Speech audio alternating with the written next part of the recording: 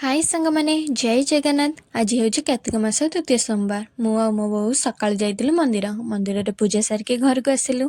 आज आमर सोमवार ओषा थिला से मु भाविली आज निज हाथ हबिष डालमा बनैबी।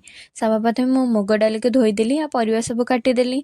तापर करे बसई से अल्प घी पकई से डाली अल्प भाजीदेली। डाली अल्प टिके भाजिकी से पानी दे फुटेदेली। तापर से भितर जीरा लंका भाजीदेली। तापर ऊपर आसुवा फेण को गोटे डंकी बाहर कर गोटे पात्र को बाहर करदेली। तापर हेथिरे कटा हो रही परिवा को पकेली। आ मेन जिनस है ओ भी खंड खंड कर पकेली। ताको पकईकी फुटवा को छाड़देली। तापर हेथिरे स्वाद अनुसार लुण अदा कंचा लंका छेचा तापर नड़िया को टिके टिके खंड कर पकेली। सभा शेष जीरा लंका गुंडा पकईकी प्रस्तुत करदेली आम हबिष डालमा। मु प्रथम थर पर बनई हबिष डालमा। तापर डालमा कर सारिकी मो साग खड़ा और भात करदेली।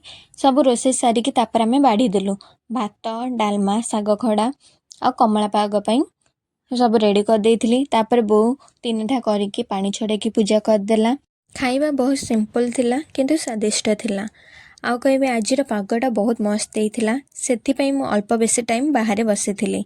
ये थिला मोर आजिर छोट ब्लॉग प्रथम हबिष डालमार एक्सपीरियंस। वीडियोटी भल लगी लाइक शेयर और सब्सक्राइब करने को भूलिबे नहीं। पुणी थरे देखा रही जय जगन्नाथ।